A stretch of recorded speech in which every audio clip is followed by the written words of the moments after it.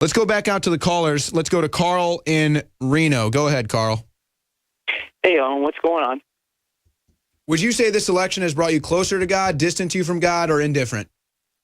Well, that's I don't want to say creepy, but the reason I called, and now that you've asked that, I've always been a Christian since I was 8 years old, and like everybody else, I go in and out, but as I get older and stuff, and I'm one of the reasons why we're where we're at, because I never voted. I just kind of live my life, and it'll all work out. But because of everything and Alex and the whole thing, and almost like God leaning on me, I started thinking, well, I got to vote this time and register and donate and pray and everything. And I'm a truck driver, and so I have the ability to go wherever I want. And I missed the Venetian one in Las Vegas, and then I got a load here to Reno, and I went to the coffee shop to see what's his schedule, and I saw, no way, it was Thursday. I go, oh, he's going to be in Reno Saturday. Okay, cool. So I donated. I'm praying. I'm going to pray. Talk my daughters into voting for him and talking to people. So I'm doing all for the first time, and it's because I feel like God's saying, hey, you're either going to get involved or you're not, and plus I'm going to go to route. I want to see him live, and that's going to be neat. So I go to the to the event early, like a concert, so I can get in front and be up there and neato and all that. And I do, and everything's working great. We're all having a great day, and it's beautiful. And we get in there, we're all talking for hours. And 30 minutes into the speech, I'm right in the front, in the center, 50 feet away from Trump, and there's nothing but positive energy until this guy bumps into me. The minute he touched me, I felt the eeriest, creepiest feeling I've ever felt. And I thought, here we go. Like at a rock concert, I've paid the dues of being here all day long to be up front. Here comes the guy that's going to want to, wiggle his way forward to do what, if you've ever done it at a concert. But the eerie feeling, and I kind of turn and glance at him. He's taller than me and pretty big. And I'm like, why is he wearing a coat? And he's whistling really weird, like he's nervous, and he's staring at Trump, and his eyes are kind of going back and forth. And all of a sudden, I'm like, something's not right. And I kind of look at everybody around me that we've all been talking all day long, and they're looking at me the same way, like, what's with this? And all of a sudden, his left hand reaches towards underneath the back of his coat, and all of a sudden, I'm not a brave person at all. I don't want to say I'm a coward, but I'm more of a fraidy cat to where I'd rather get away. And I'm like, oh, wait a minute. This is not a movie, is it? And I'm like, and then everybody kind of panicking. And then Mr. Red Shirt comes up like he's with him, and he's standing behind him, and I'm like, okay.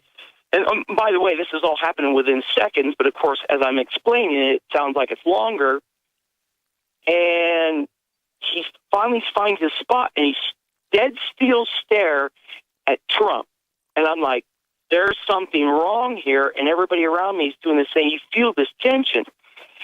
He reaches again behind there the second time with his left hand, and at this point, it's like, whoa, whoa, whoa. And then people start kind of backing away, but a few of us are like, and I'm about ready to run because I'm thinking, there's no way. And something just says, no, stand here. And I tell Mr. Red Shirt, hey, man, get around over to his left in case something's wrong. He looks at me like, what? He reaches down, Mr. Red Shirt, lifts up the guy's coat forward and drops it real quick, takes off around in front of him, and I don't see him anymore. Then all of a sudden, this sign comes up from the big guy saying, Republican. I thought it said F Trump, but it says Trump hater or something. Then he reaches back for the third time, and a guy behind me quickly reaches for that coat, flips it up, gun! And then at that moment, myself And wait a second. So I'm just realizing this. So I just understood the board. You were actually next to the guy who got escorted out of the Reno event. Yeah, and here's the deal. After this is all done, real quick, let me go into this part, and then I'll finish it. The next day, I was up all night long because I couldn't sleep because it really affected me really bad. Because the more... Oh, my God. This guy, total plant. No, but wait. Total plant. Go ahead. Wait, when I get done, Owen,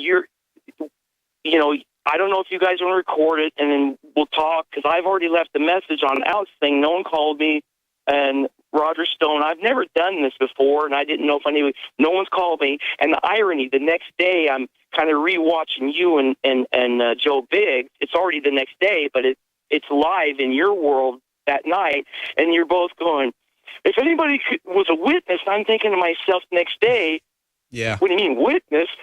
I'm the guy that was bumped into and grabbed him and pulled him down. And I'm here, and since then, I'm watching every video I can, every interview, and I'm like, wait, none of you are accurate. I mean, I ran the race, and everybody else was getting the ribbon. But anyway, so when the guy flips the coat up that was behind me, real quick.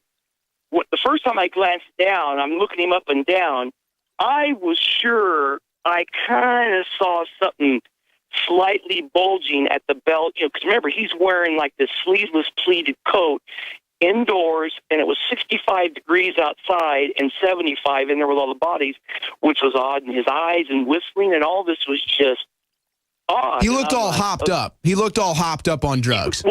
Well, as I'm speaking, you guys can type his name in and the interview and look at his eyes that night after they let him go. He's in Reno. Look at that guy's eyeballs. They're like saucers. But anyway, when he yelled gun, myself and two other guys, I would say literally simultaneously, I was the body hug guy that grabbed him. The other guy came over the top and went for the neck chokehold, and the other guy was kind of in front. We took him down. 2 or 3 other guys then got on top, and we body slammed him as we're going down. I thought I felt something, wasn't sure. This guy's constantly reaching towards with his left arm towards the middle of his back, and as we take him down, I would say a total of 5 to 7 people, legs, arms, but I have the full bulk of his body wrapped and body slamming, and he's lifting all of us up.